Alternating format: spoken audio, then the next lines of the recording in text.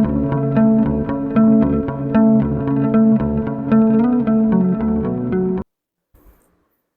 Dear students, welcome to Kataria pharmacy. So students, कैसे हैं आप सभी? आई होप सभी ठीक होंगे, सभी की स्टडी अच्छी चल रही होगी।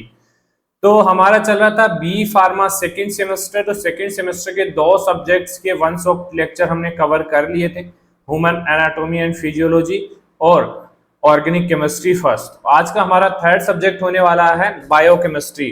तो बायोकेमिस्ट्री के टोटल 5 यूनिट के सभी टॉपिक्स के शॉर्ट रिवीजन हम करने वाले हैं इस लेक्चर के अंदर।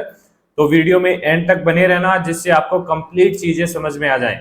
देखिए, ईच एंड एवरी टॉपिक हम कवर करेंगे इस लेक्चर के अंदर, कोई भी टॉपिक आपका मिस होने वाला नहीं है। तो इस 40 से 50 मिनट की क्लास के अंदर आपका कंप्लीट डाउट जो भी थे आपका रिवीजन हो जाएगा बायोकेमिस्ट्री का। तो चलिए स्टार्ट करते हैं। और दोस्तों, अगर आप चैनल पे न्यू हैं तो चैनल को सब्सक्राइब जरूर कर लें और बेल आइकन को प्रेस कर दें, जिससे हमारी आने वाली न्यू वीडियो का नोटिफिकेशन आपको सबसे पहले मिल सके। इसके साथ साथ आप हमारे टेलीग्राम ग्रुप को भी ज्वाइन कर सकते हैं, उसका लिंक इस वीडियो के डिस्क्रिप्शन में मिल जाएगा और इसकी पीडीएफ भी आपको वहां पे मिल जाएगी। इसके अलावा नोट्स भी अवेलेबल है टेलीग्राम के अंदर और स्टडी लेक्चर हमारे चैनल के ऊपर है। ये सारी चीजें आप सभी के लिए फ्री ऑफ कॉस्ट है और इम्पोर्टेंट है, इसीलिए मैं बता रहा हूँ एंड में। कुछ बच्चे बोलेंगे सर इतना टाइम हो गया स्टार्ट नहीं करी। चलिए करते हैं, ज्यादा टाइम नहीं लेंगे। तो यूनिट फर्स्ट की बात करते हैं। तो यूनिट फर्स्ट में क्या स्टडी करना है? बायोमोलिक्यूल्स। बायोमोलिक्यूल्स हमारी बॉडी के लिए एसेंशियल्स होते हैं। बायोमोलिक्यूल कौन कौन से होते हैं? जैसे प्रोटीन है, कार्बोहाइड्रेट है, विटामिन है, मिनरल्स है, न्यूक्लिक एसिड है, ये सभी बायोमोलिक्यूल्स है और सभी का अलग अलग रोल हमारी बॉडी के अंदर होता है। तो इनके बारे में हमें बायोकेमिस्ट्री के अंदर स्टडी करना होता है। तो सबसे पहले इंट्रोडक्शन की बात करते हैं। तो इंट्रोडक्शन देखिए, biomolecule are organic molecule that are essential for life. ये लाइफ के लिए एसेंशियल है। दे आर इंक्लूड, जैसे कि carbohydrate, lipid, protein and nucleic acid इसके अंदर इंक्लूड होते हैं। They perform various function necessary for the structure and function of the cell and tissue. काफी डिफरेंट फंक्शंस होते हैं। प्रोटीन का अलग होता है, लिपिड का अलग होता है, कार्बोहाइड्रेट का अलग होता है, न्यूक्लिक एसिड का अलग फंक्शन होता है। तो देखिए, ये लिपिड की स्ट्रक्चर है, न्यूक्लिक एसिड की है, ये कार्बोहाइड्रेट की है और प्रोटीन की है। सभी की अलग अलग स्ट्रक्चर्स होगी और कहीं ना कहीं एक दूसरे से कोरिलेट करते हैं। चलिए नेक्स्ट देखते हैं। सबसे पहले बात करते हैं कार्बोहाइड्रेट की। तो सब कार्बोहाइड्रेट के अंदर क्या क्या होता है?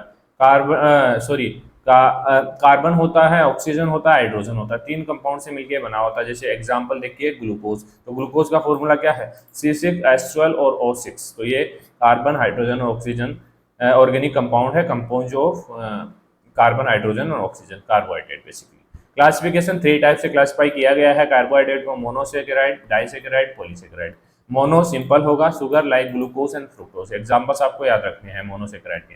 और डाइसेकेराइड में 2 monosaccharides like link together. Example देखिए, सुक्रोज एंड लैक्टोज। और मोर देन 2 मोनोसेकेराइड्स, जो रिंग चेन होगी उसको बोलेंगे polysaccharide. Long chain of monosaccharide, example starch and glycogen. Example भी इंपॉर्टेंट है और डेफिनेशन भी आपको पता होनी चाहिए। जो चीजें मेन है वही हम कवर करेंगे, ज्यादा डीपली नहीं जाएंगे क्योंकि ये रिवीजन लेक्चर है। तो इसमें हम थ्योरी स्टडी नहीं कर सकते हैं। थ्योरी के लिए आपको हमारे नोट्स लेने होंगे, वो टेलीग्राम के अंदर मिल जाएंगे, फ्री है पीडीएफ वगैरह। और लेक्चर्स आप अटेंड कर सकते हैं यूट्यूब पे जाके, बायोकेमिस्ट्री का प्लेलिस्ट मिल जाएगा। बायोलॉजिकल रोल क्या होते हैं कार्बोहाइड्रेट के? ये एनर्जी प्रोवाइड करवाते हैं, जैसे ग्लूकोज एनर्जी के रूप में तो यूज लेते हैं हमारी बॉडी के अंदर। स्ट्रक्चरल सपोर्ट करते हैं, जैसे cellulose in plant. Storage form of energy, जैसे ग्लाइकोजन इन एनिमल में ग्लाइकोजन के रूप में एनर्जी स्टोर होती है, तो वो कार्बोहाइड्रेट ही होता है। चलिए अब बात करते हैं लिपिड की। तो लिपिड भी बेसिकली एक ऑर्गेनिक मॉलिक्यूल है, कंपोज ऑफ हाइड्रोकार्बन, जैसे मेनली कार्बन एंड हाइड्रोजन इसके अंदर बेसिकली प्रेजेंट होता है। और main contain oxygen and phosphorus भी कुछ कुछ लिपिड्स में प्रेजेंट होता है। तो ये हमारा केमिकल नेचर हो गया लिपिड का। अब बात करते हैं क्लासिफिकेशन की। तो 3 टाइप से इसको भी क्लासिफाई किया गया है: सिंपल लिपिड, कॉम्प्लेक्स लिपिड और स्टेरॉइड। तो इस हिसाब से हम इसको देख सकते हैं। सिंपल लिपिड हमारा फैटी एसिड एंड ग्लिसरॉल, जो फैट एंड ऑयल्स होते हैं वो सिंपल लिपिड्स होते हैं। Complex lipid phospholipid and glycolipids, ये कॉम्प्लेक्स लिपिड होते हैं। स्टेरॉइड कोलेस्ट्रॉल और हार्मोन, ये स्टेरॉइडल लिपिड्स होते हैं। बायोलॉजिकल रोल क्या है लिपिड्स का? तो देखिए, एनर्जी को स्टोर करने में हेल्प करते हैं। स्ट्रक्चरल कंपोनेंट ऑफ सेल, जैसे फॉस्फोलिपिड सेल मेम्ब्रेन में कंपोजिशन रखता है। सेल मेम्ब्रेन फॉस्फोलिपिड का बना हुआ होता है बेसिकली। हार्मोन प्रोडक्शन में जैसे स्टेरॉयडल हार्मोन का प्रोडक्शन होता है वो लिपिड के थ्रू ही होता है। तो काफी रोल होते हैं इनके, इसके अलावा भी काफी रोल हैं, लेकिन इंपॉर्टेंट चीजें हमने कवर की है।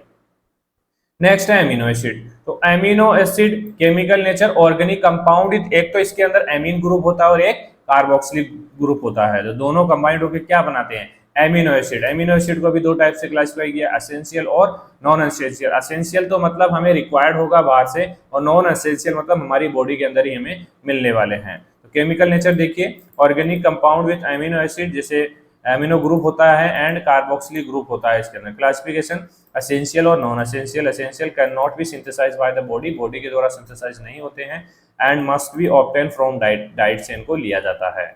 Non essential amino acid can be synthesize by the body. I think 20 amino acids होते हैं जो हमारी बॉडी के अंदर सिंथेसाइज होते हैं। बायोलॉजिकल रोल क्या होगा, सबसे पहला तो बिल्डिंग ब्लॉक होता है प्रोटीन का। जो प्रोटीन बनते हैं ना, डिफरेंट एमिनो एसिड्स मिलके प्रोटीन का फॉर्मेशन करते हैं, तो फंक्शनल यूनिट होती है प्रोटीन की। तो building block for protein. Involve in metabolic process, important in neurotransmission and enzymatic activities में भी रोल होता है। चलिए नेक्स्ट देखते हैं, protein chemical nature, polymer of amino acid, एक तरीके से फंक्शनल यूनिट होती है एमिनो एसिड, तो polymer of amino acid joining bye peptide bond. Amino acid peptide bond से ज्वाइंट होते हैं और क्या बनाते हैं, प्रोटीन बनाते हैं। Classification, fibrous protein, globular protein. तो फाइब्रस जो प्रोटीन होता है स्ट्रक्चरल प्रोटीन लाइक कोलेजन, और globular protein basically functional protein like enzyme and antibodies, ये हमारे ग्लोब्यूलर प्रोटीन्स होते हैं। बाकी बात करें बायोलॉजिकल रोल की, तो एंजाइम के प्रोटीन के भी काफी रोल हैं, एंजाइम कैटालाइसिस में और ट्रांसपोर्ट ऑफ मॉलिक्यूल जैसे हीमोग्लोबिन के ट्रांसपोर्ट में, इम्यून रेस्पॉन्स एंटीबॉडीज के रूप में, बेसिकली एंटीबॉडीज भी प्रोटीन ही होते हैं। स्ट्रक्चरल फंक्शन जैसे कोलेजन इज कनेक्टिव टिश्यू, तो वो स्ट्रक्चर सपोर्ट करता है, तो काफी रोल होते हैं प्रोटीन के। चलिए नेक्स्ट देखते हैं न्यूक्लिक एसिड। तो न्यूक्लिक एसिड आप सभी समझते हैं कि ये जो हमारी जेनेटिक इन्फॉर्मेशन होते हैं उनको ट्रांसफर करने का काम करता है, प्रोटीन सिंथेसिस में हेल्प करता है। तो केमिकल नेचर क्या होता है न्यूक्लिक एसिड का, पॉलीमर ऑफ न्यूक्लियोटाइड, न्यूक्लियोटाइड होते हैं इसके अंदर containing a sugar, phosphate and nitrogenous base. Classification, DNA और RNA. Deoxyribonucleic acid store genetic information and RNA involve protein synthesis. हाँ, और बायोलॉजिकल रोल की बात करें तो genetic information store and transmit, basically genetic information को स्टोर एंड ट्रांसमिट करते हैं और प्रोटीन सिंथेसिस बेसिकली ये करते हैं। चलिए नेक्स्ट देखते हैं, आगे इनको देखेंगे डिटेल में लास्ट यूनिट के अंदर, बेसिकली डीएनए वगैरह के बारे में स्टडी करना है। बात करें बायो एनर्जेटिक्स की, तो बायो एनर्जेटिक्स में सबसे पहले कॉन्सेप्ट ऑफ फ्री एनर्जी। जो गिव्स फ्री एनर्जी है उसका क्या कॉन्सेप्ट है, free energy is energy available to work in system. System के अंदर जो फ्री एनर्जी है मतलब कि कोई वर्क करना उसके लिए जो एनर्जी स्टोर होती है उसको फ्री एनर्जी या गिव्स फ्री एनर्जी बोलते हैं। It is determine the spontaneity of A reactions. जैसे एक्सर्गोनिक रिएक्शन क्या करती है, रिलीज फ्री एनर्जी, स्पॉन्टानियस होगी, और endergonic reaction absorb free energy, उसको बोलेंगे नॉन स्पॉन्टानियस। तो नेगेटिव गिव्स फ्री एनर्जी होगी वो स्पॉन्टानियस होगी, और जो पॉजिटिव होगी वो एंडरगोनिक होगी और नॉन स्पॉन्टानियस होगी। चलिए relationship between free energy, enthalpy and entropy. तो देखिए गिव्स free energy is equals to enthalpy और माइनस टी और एंट्रोपी। तो basically delta G change in free energy, delta H change in enthalpy total energy, और delta H change in entropy, T हमारा temperature in kelvin.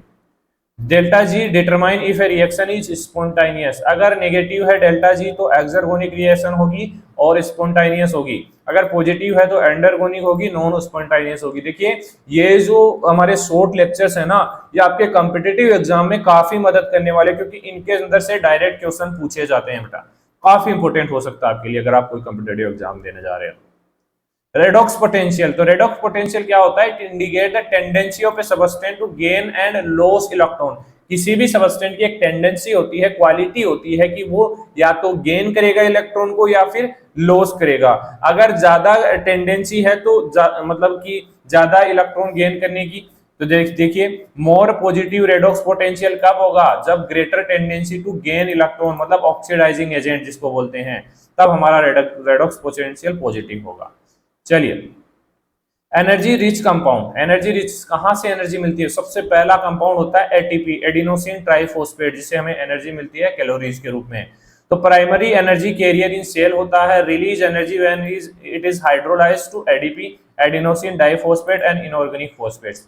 Biological significance क्या है इसका? Power, cellular process like muscles contractions, active transport and biosynthesis में काफी important role play करता है। Cyclic MP एक सेकेंडरी मैसेंजर होता है इन सिग्नल ट्रांसडक्शन।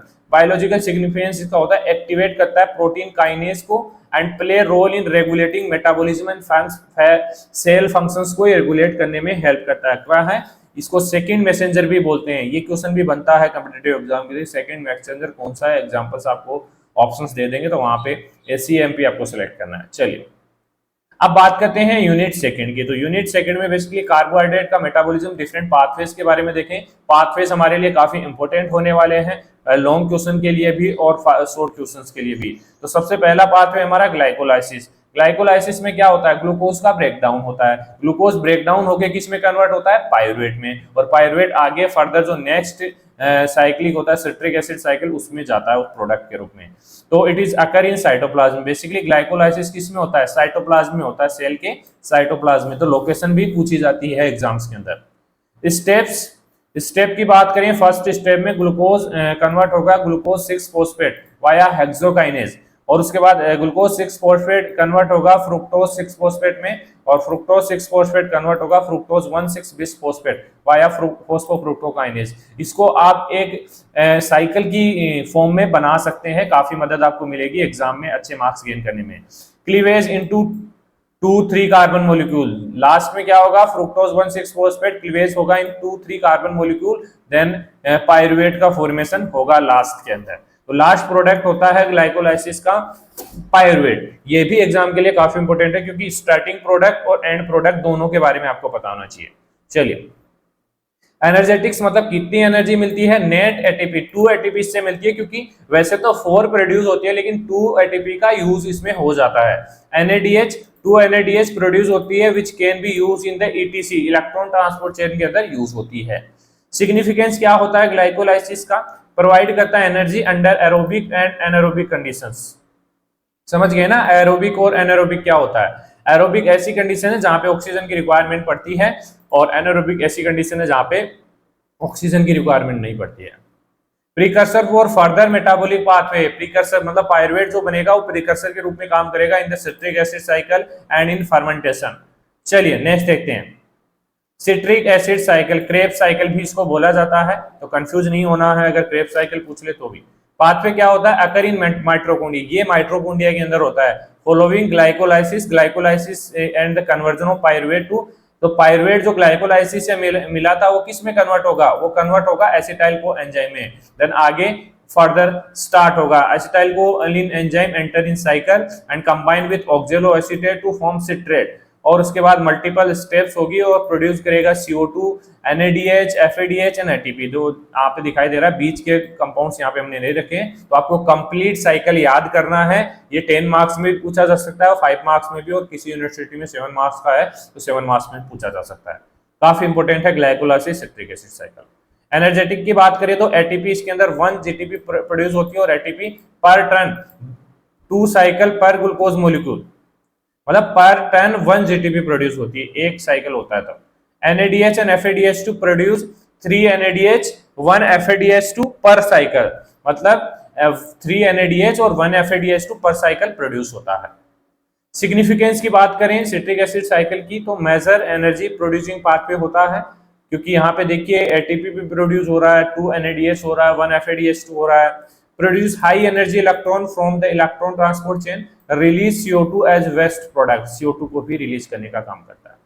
चलिए अब बात करें third HMP shunt, hexose monophosphate pathway. तो इस पाथवे में क्या होता है? Parallel pathway to glycolysis that generate NADPH and ribose 5 phosphate. Parallel होता है ग्लाइकोलाइसिस पाथवे से। मेन एंजाइम इसमें होता है glucose 6 phosphate dehydrogenase, occur in the cytoplasm, और HMP हमारा साइटोप्लाज्म में अकर होता है। अब इसका भी आपको साइकिल याद करना है। सिग्निफिकेंस क्या होता है? प्रोड्यूस करता है NADPH, import from anabolic reactions and antioxidant defence, provide ribose for nucleotide synthesis. Glucose 6 phosphate की डेफिशिएंसी से डिजीज होती है। Deficiency impact cause haemolytic anaemia cause हो सकता है because red blood cell are unable to handle oxidative stress. तो इसकी कमी से ग्लूकोज 6 फॉस्फेट डाइहाइड्रोजनेज की कमी से डिजीज भी हो सकती है। चलिए नेक्स्ट देखते हैं ग्लाइकोजन मेटाबॉलिज्म। तो ग्लाइकोजन मेटाबॉलिज्म के बेसिकली 2 पाथवेज होते हैं।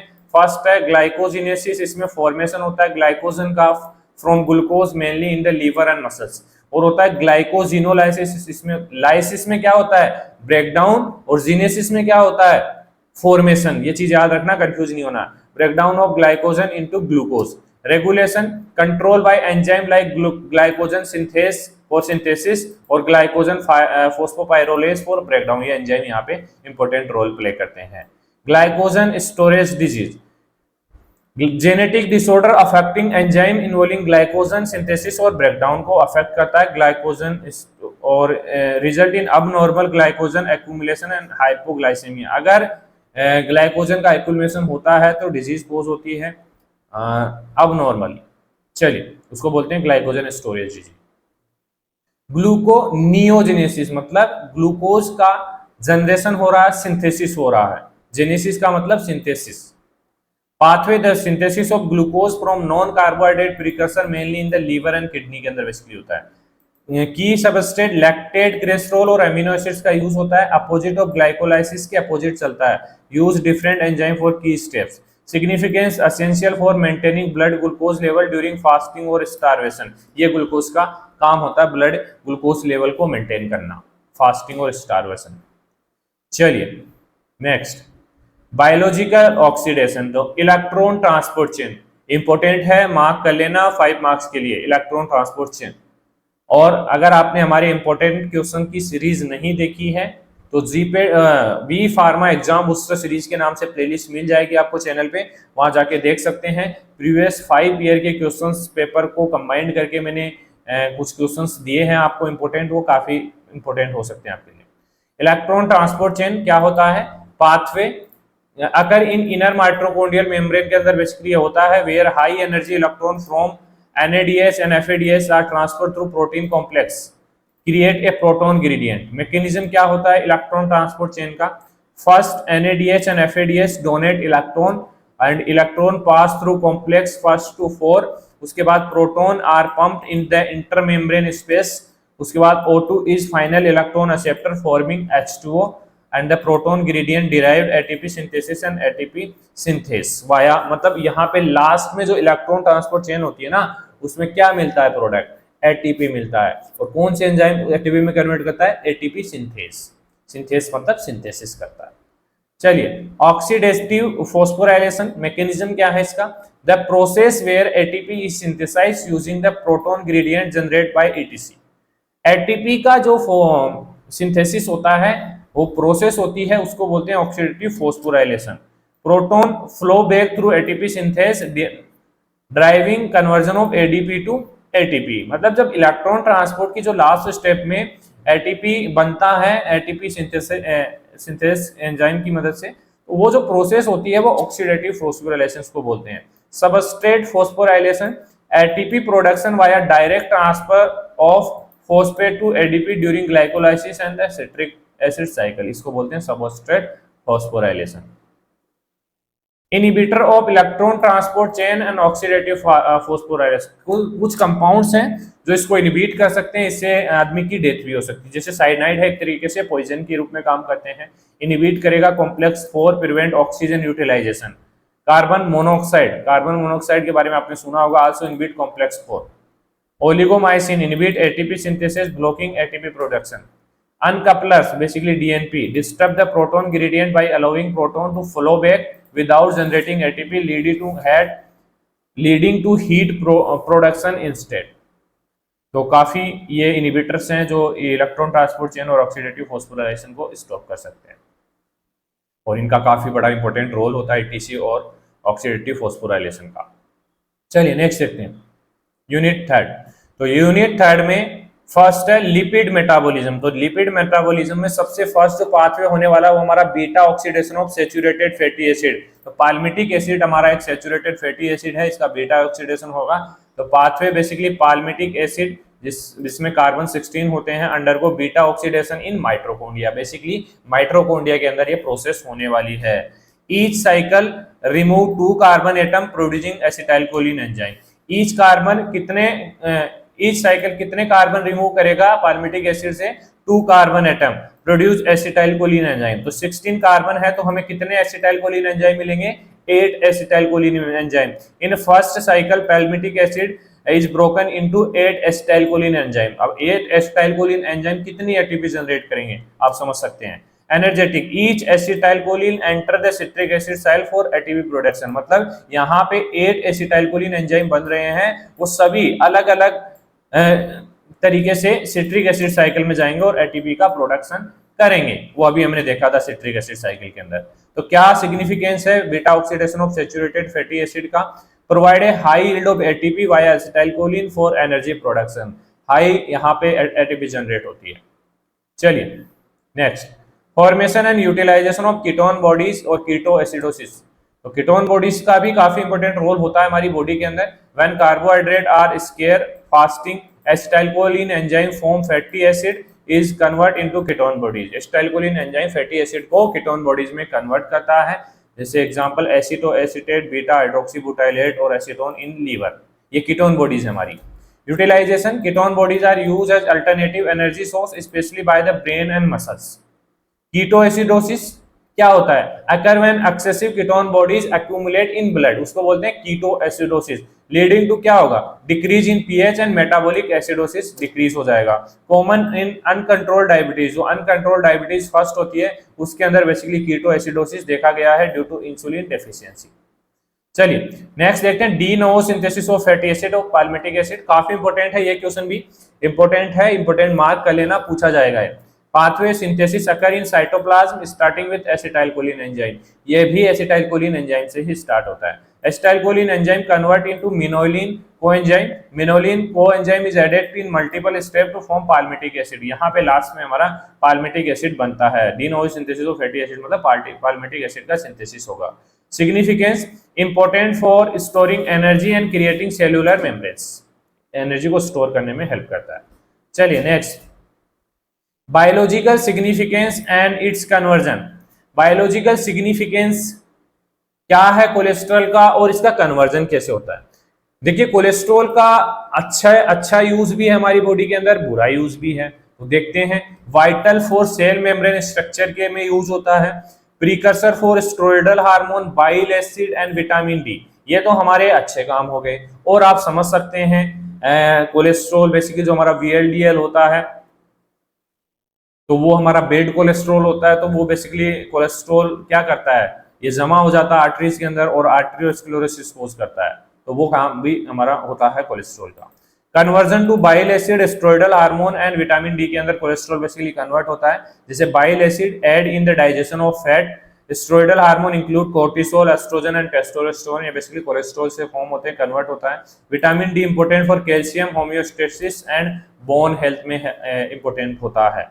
तो ये आगे देखते हैं, डिसऑर्डर ऑफ लिपिड मेटाबॉलिज्म, जैसे कि हाइपर कोलेस्ट्रीमिया, कोलेस्ट्रॉल इंक्रीज हो जाता है, elevate cholesterol level in blood leading to an increase risk of atherosclerosis. Atherosclerosis क्या होता है, जो आर्टरीज होती है उसके अंदर प्लग का फॉर्मेशन होता है धीरे धीरे, उसको एरेथ्रोस्क्लेरोसिस बोलते हैं। तो देखिए एरेथ्रोस्क्लेरोसिस की डेफिनेशन भी है यहाँ पे, accumulation of cholesterol and lipid in the wall of arteries leading to plug formation and potential heart disease. Fatty liver, excess of fat accumulation in liver often due to alcohol and obesity, ये भी lipid metabolism के कारण cause होता है। Obesity, excess body fat often due to imbalance calorie intake energy expenditure, ये भी excess body fat basically obesity भी disorder of lipid metabolism है, लिपिड मेटाबॉलिज्म की वजह से ही होता है। चलिए नेक्स्ट देखते हैं, एमिनो एसिड मेटाबॉलिज्म। तो फर्स्ट है general reaction of amino acid metabolism. 3 reactions 4 reactions के अंदर बेसिकली होती हैं। लास्ट में जो प्रोडक्ट मिलता है वो होता है यूरिन। एमिनो एसिड का मेटाबॉलिज्म होता है, उसके बाद बनता है हमारा यूरिन। तो देखिए फर्स्ट स्टेप है ट्रांसमिशन। ट्रांसमिशन में क्या होता है, transfer of amino acid from one amino acid group from one amino acid to alpha keto acid, important for amino acid synthesis. Second step है deamination, removal of amino acid group from a amino acid. Amino acid से amino acid group क्या है इसके अंदर, ammonia, NH3 है ना इसके अंदर, एमिनो एसिड के अंदर produce ammonia and keto acid. उसके बाद डी कार्बोक्सिलेशन होगा, रिमूवल ऑफ कार्बोक्सिलिक एसिड। अब होगा कार्बोक्सिलिक एसिड का रिमूव, प्रोड्यूस एमीन, जैसे decarboxylation of glutamate form gamma amino butyric acid और GABA. Urea cycle, detoxified ammonia, जो अमोनिया प्रोड्यूस हुआ है वो डिटॉक्सिफाइड होगा by converting into urea in liver which is excreted in urea. मतलब ammonia convert होगा किसमें, यूरिया में, और देन बाद में एक्सक्रिएट होगा in the form of urine. तो ये लास्ट स्टेप होती है एमिनो एसिड मेटाबॉलिज्म की। बात करें डिसऑर्डर ऑफ यूरिया साइकिल, इसको यूरिया साइकिल बोलते हैं लास्ट में। Defect lead to hyperammonemia which can cause neurological damage and liver failure. अगर अमोनिया का लेवल बॉडी के अंदर इंक्रीज हो जाता है तो न्यूरोलॉजिकल डैमेज होता है, लीवर फेलियर के चांसेस बढ़ जाते हैं। तो यह है disorder of urea cycle. Next, catabolism of phenylalanine and tyrosine. Phenylalanine catabolize होता है किसमें, टायरोसिन में। टायरोसिन कैटाबॉलाइज होता है catecholamine. Catecholamine basically dopamine, noradrenaline and adrenaline, ये हमारे न्यूरोट्रांसमीटर्स होते हैं। Phenylalanine hydroxylase convert phenylalanine to tyrosine. Phenylalanine hydroxylase convert करता है फिनाइलएलेनिन को किसके अंदर, टायरोसिन में। मेटाबॉलिक डिसऑर्डर क्या हो सकते हैं, phenyl ketonuria, deficiency of phenylalanine hydroxide enzyme. जब कमी हो जाएगी तो क्या होगा, फिनाइलएलेनिन आगे फर्दर कन्वर्ट नहीं होगा किसके अंदर, टायरोसिन के अंदर। तो क्या होगा, deficiency of phenylalanine hydroxylase lead to accumulation of phenylalanine का एक्यूमुलेशन बढ़ेगा, causing intellectual disability and neurological issues cause होंगे। Albinism deficiency in tyrosinase. Tyrosinase अगर कन्वर्ट नहीं होगा आगे, resulting in reduce melanin production and lack of pigmentation, ये cause होगा। Albinism इसको बोलते हैं, lack of pigmentation. Alkaptonuria deficiency in gentisate oxidase causing the accumulation of homogentisic acid leading to dark urine and cartilage damage, ये भी एक disease है जो बेसिकली मेटाबॉलिक डिसऑर्डर होता है। Tyrosinaemia, defective enzyme in breakdown of tyrosine leading to liver and kidney damage, ये kidney damage भी कर सकते हैं, बिल्कुल। चलिए नेक्स्ट देखते हैं। Synthesis and significance of biological substance, जैसे 5-HT है हमारा, सेरोटोनिन इसको बोलते हैं, derived from tryptophan, regulate mood, appetite and sleep को बेसिकली रेगुलेट करता है। Melatonin derived from serotonin, regulate the sleep wake cycle. Dopamine, adrenaline derived from tyrosine, involve in neurotransmitter and स्टेबियस, बेसिकली सिग्निफिकेंस है कुछ biological substance की। चलिए next देखते हैं। कैटाबॉलिज्म ऑफ हिम, जो हीमोग्लोबिन है बेसिकली 2 पार्ट्स में डिवाइड होता है, हिम एंड ग्लोबिन। तो हिम हमारा हिम ऑक्सीजनेज की मदद से बेसिकली बिलीवर्डिन में कन्वर्ट होता है और बिलीवर्डिन फर्दर बिलीरुबिन में कन्वर्ट होता है और उसके बाद वो बाइल में एक्सक्रिएट हो जाता है। तो पाथवे देखिए, haem is broken down into biliverdin then to bilirubin and excrete as bile. अगर बॉडी के अंदर बिलीरुबिन का लेवल बढ़ जाए तो क्या होगा, हाइपर बिलीरुबिनेमिया कोज होगा, elevated bilirubin level in blood.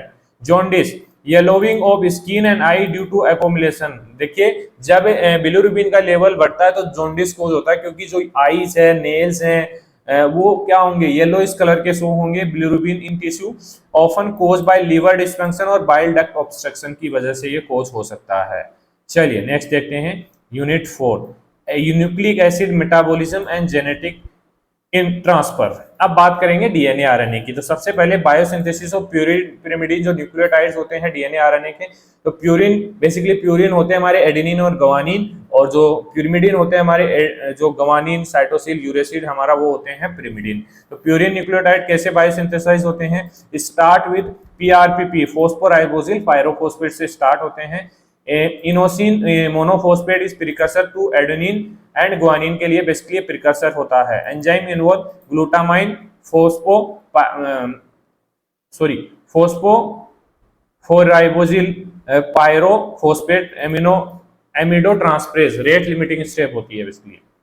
Pyrimidine nucleotide biosynthesis start with carbamoyl phosphate, basically UMP uridine monophosphate precursor होता है, यूरिडीन मोनोफॉस्फेट प्रिकर्सर होता है टू साइटिडीन जो हमारा साइटोसिन होता है। थाइमिडीन जो हमारा थाइमिन होता है, यूडीपी यूरिडीन डाइफॉस्फेट जो हमारा यूरेसिल होता है। Enzyme involve carbamoyl phosphate synthesis second rate limiting step ये बेसिकली होती है, याद रखना दोनों के अंदर rate limiting step. Next, catabolism of purine nucleotide and hyperuricemia and gout. हम बात करेंगे कैटाबोलिज्म की, तो कैटाबोलिज्म प्यूरिन एडेनिन और guanine are broke down in xanthine and then into uric acid. पहले जेंथिन में कन्वर्ट होंगे, उसके बाद यूरिक एसिड में कन्वर्ट होंगे। Xanthine oxidase is enzyme responsible for converting xanthine into, xanthine oxidase की मदद से जेंथिन किस में कन्वर्ट होगा, यूरिक एसिड के अंदर। और यूरिक एसिड की अगर मात्रा बढ़ गई है बॉडी के अंदर तो क्या कॉज होगा, हाइपर यूरिसेमिया और गाउट। तो हाइपर यूरिसेमिया मतलब excessive uric acid in blood, और एक्सेसिव यूरिक एसिड हो रहा है तो क्या कॉज होगा, lead to formation of urate crystal in joint causing inflammation and pain, जिसको बेसिकली गाउट बोलते हैं। Treated by drug like allopurinol drug का यूज किया जाता है गाउट के अंदर, जेंथिन ऑक्सीडेज इनहिबिटर है। तो जिससे क्या होगा, जेंथिन बेसिकली कन्वर्ट नहीं होगा यूरिक एसिड के अंदर, जिससे यूरिक एसिड का लेवल कम होगा। चलिए next, organisation of mammalian genome, basically chromosome, basically human genome consist of 23 pair of chromosome, जिसमें 22 ऑटोसोम्स होते हैं और 1 पेयर ऑफ सेक्स हार्मोन्स होते हैं। Genes, basically DNA is organised into gene and code for proton. Non coding DNA include intron, regulatory sequence and repetitive DNAs. DNA packaging, DNA is coiled around histone forming nucleosomes and further condensed into chromosome। ये कुछ organisations है mammalian genome का। चलिए next देखते हैं, structure and DNA and their functions. देखिए DNA deoxy ribonucleic, सभी जानते हैं बेसिक चीजें हैं। स्ट्रक्चर बेसिकली डबल एसिलिक होता है, DNA compose of nucleotide adenine thymine cytosine और गुआनिन होता है। यूरेसिल यहाँ पे नहीं होता, यूरेसिल उसके अंदर होता है, किसके अंदर, आरएनए के अंदर। और function store genetic information, DNA हमारा डबल स्टैंडर्ड होता है। अब बात करें आरएनए की, राइबोन्यूक्लिक एसिड होता है, स्ट्रक्चर सिंगल स्टैंड होगा, compose of nucleotide adenine uracil cytosine और गुआनिन। यहाँ पे हमारा थाइमिन मिस हो जाएगा। टाइप 3 टाइप के हमारे आरएनए होते हैं, mRNA, tRNA, rRNA. MRNA हमारा मतलब मैसेंजर आरएनए, कैरी करता है genetic code from DNA to ribosome for protein synthesis. TRNA transfer RNA है, bring amino acid to ribosome, amino acid को ribosome के ऊपर लेके आता है। आर आरएनए हमारा राइबोसोमल आरएनए है, स्ट्रक्चरल कंपोनेंट ऑफ राइबोसोम, तो याद रखना, ये काफी इंपॉर्टेंट है। DNA replication, semi conservative, first step होती है डीएनए रेप्लिकेशन। इसके अंदर क्या होता है, then 2 strand of DNA separate and serve as template. जो 2 स्ट्रैंड्स है डीएनए के वो सेपरेट होंगे और टेम्पलेट के रूप में सर्व होंगे सिंथेसिस ऑफ 2 कंप्लीमेंट्री डीएनए। जैसे मान लीजिए ये हमारा डीएनए है, 2 डीएनए है, तो ये अलग अलग हो जाएंगे और यहाँ से नया डीएनए हमारा फॉर्म होगा। तो एक डीएनए से 4, 4 से 8 ऐसे फर्दर चलता रहेगा। एंजाइमेटिक इन्वॉल्व, डीएनए हेलिकेज जो अनवाइंड करेगा डीएनए को, कोइलिंग को, और डीएनए पॉलीमरेज ऐड करेगा new nucleotide, DNA ligase join करेगा फ्रेगमेंट्स को। Each together DNA molecule consist of 1 old, एक तो ओल्ड होगा और एक न्यू स्ट्रैंड होगा जिसको टुगेदर स्ट्रैंड भी बोलेंगे। तो ये रेप्लिकेशन हो गया। अब उसके बाद होता है ट्रांसक्रिप्शन। ट्रांसक्रिप्शन में आरएनए का सिंथेसिस होता है। Transcription the process by which the mRNA molecule is synthesized a DNA template. Steps: RNA polymerase bind to promoter region of the gene. उसके बाद क्या होगा, RNA polymerase synthesize the mRNA strand by adding complementary RNA nucleotide. अब यहाँ पे mRNA is released and DNA strand re-anneal occur in nucleus in eukaryotic. Nucleus तक transcription हमारा nucleus में होता है, जबकि जो प्रोटीन सिंथेसिस होगा हमारा साइटोप्लाज्म के अंदर होगा। चलिए बात करते हैं जेनेटिक कोड ट्रांसलेशन या फिर प्रोटीन सिंथेसिस भी बोल सकते हैं। Genetic code, the genetic code is set of rule by which the information encode in mRNA is translate into protein. तो 3 आरएनए हमारे काम आएंगे यहाँ पे, टी आरएनए, आर आरएनए और mRNA। mRNA मैसेंजर आरएनए होगा जो मैसेज लेके आएगा, कोडोन। एक कोडोन सीक्वेंस होता है 3 nucleotide in mRNA that specify an amino acid. तो स्टार्टिंग कोडोन होता है हमारा AUG जो बेसिकली मेथियोनिन एमिनो एसिड को कोड करता है, और स्टॉप कोडोन होते हैं UAA, UAG और UGA। ये सिंगल एंड ऑफ प्रोटीन, यहाँ पे लास्ट के अंदर कोई भी ये कोडोन आ गया तो वहां पे स्टॉप हो जाएगा protein synthesis. Translation, protein synthesis occur in ribosome, cytoplasm, mRNA is translate into a polypeptide chain protein by ribosome, tRNA molecule bring appropriate amino acids to the ribosome। tRNA ribosomes को लेके आएगा और steps, mRNA bind to ribosome, tRNA bind to codon on mRNA and add amino acid to the growing polypeptide chain। और जैसे ही amino acid जुड़ते रहेंगे हमारा ribosome आगे की ओर मूव करता रहेगा और प्रोटीन सिंथेसिस होता रहेगा, प्रोसेस चलती रहेगी। डायग्राम भी बना सकते हैं आप इसका। The ribosome move along mRNA and the chain elongated until a stop codon, जब तक स्टॉप कोडोन नहीं आ जाता वहां तक ये चलती रहेगी प्रोसेस। तो यहाँ पे हमारा protein synthesis. Inhibition of protein synthesis, antibiotics inhibit कर सकती हैं, जैसे टेट्रासाइक्लिन है, क्लोरोमेफेनिकोल इनहिबिट करती है translation by targeting bacterial ribosomes को। क्लोरोमेफेनिकोल इनहिबिट करती है peptidyl transport in prokaryotics. Rifampicin inhibit DNA polymerase preventing transcriptions. चलिए अब बात करते हैं यूनिट 5। यूनिट 5 में हमारा एंजाइम। तो introduction to enzyme. Enzyme are biological catalysed है, डिफरेंट रिएक्शंस को, बायोलॉजिकल रिएक्शंस को कैटेलाइज करने का काम करता है, जैसे कि मेटाबॉलिज्म है, डाइजेशन है, इनको कैटेलाइज करने का काम होता है एंजाइम का। Enzyme are biological catalyst that speed up the biochemical reactions. Type of enzyme basically protein, most enzyme protein होते हैं। आरएनए जैसे राइबोजाइम्स। फंक्शंस क्या होता है, catalyze various biochemical reactions including digestion, metabolism and DNA replications. ये simple enzyme की structure है, बनानी है आपको, और ये एक्टिव साइट है, यहाँ पे सबस्ट्रेट आके बाइंड होता है। ड्रग भी तो हमारी ऐसे एक्ट करती है, एंजाइम से आके ड्रग बाइंड होती है और आगे फर्दर रिसेप्टर की मदद से जाती है। चलिए properties of enzyme. Enzyme specificity क्या होती है, enzyme are highly specific to substrate, substrate के साथ बाइंड होके ही काम करते हैं। इफिशियंसी क्या होती है, enzyme increase the rate of reaction significantly. Sensitivity to environmental condition, activity can be affected by temperature, pH and ionic strength से अफेक्ट हो सकता है enzyme. Regulation, enzyme activity can be control through feedback, inhibition और activation. कैसे भी inhibit कर सकते हैं, एक्टिवेट कर सकते हैं, इसको रेगुलेट किया जा सकता है।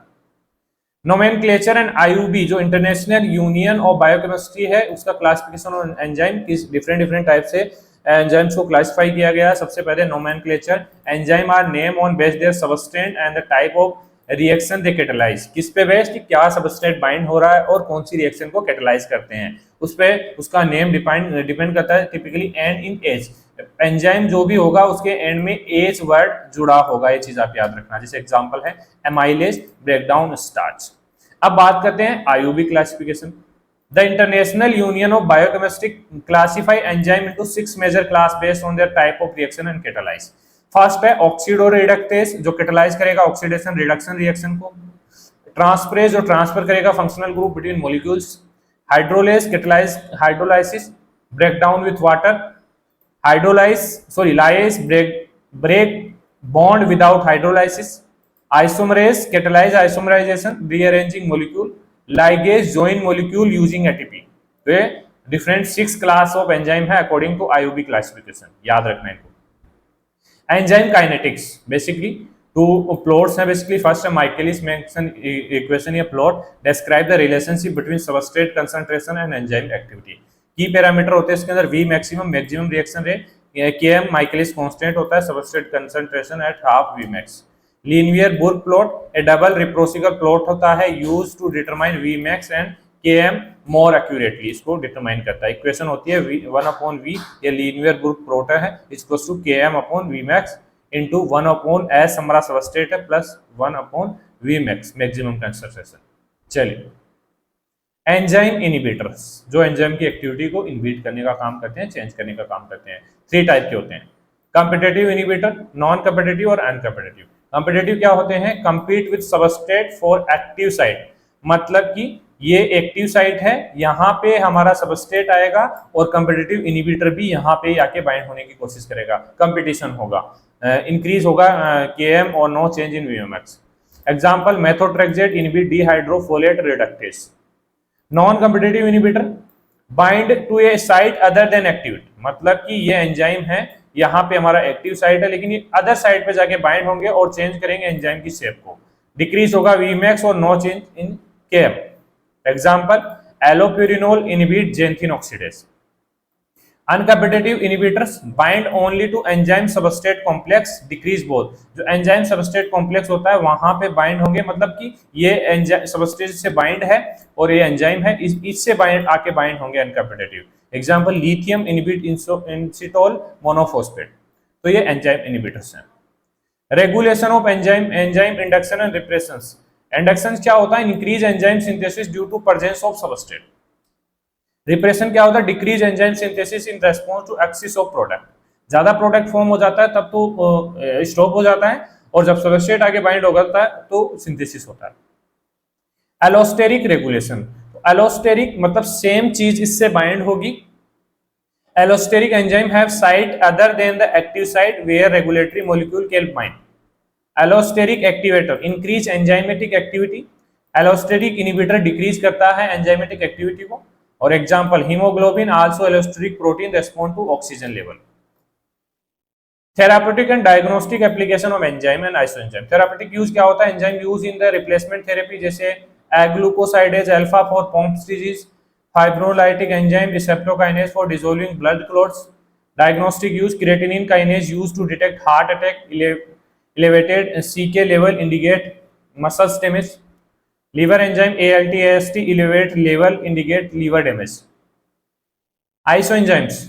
Isoenzyme are different form of enzyme that catalyze the same reaction but different in structure. Structure अलग होती है but काम सेम होता है, reactions को catalyze करते हैं. Example lactate dehydrogenase LDH has multiple isoenzyme LDH1 to LDH5 and their level are used to diagnose tissue damage. Heart और लीवर के जो टिश्यू डैमेज होता है उसको फाइंड आउट करने के लिए यूज किया जाता है.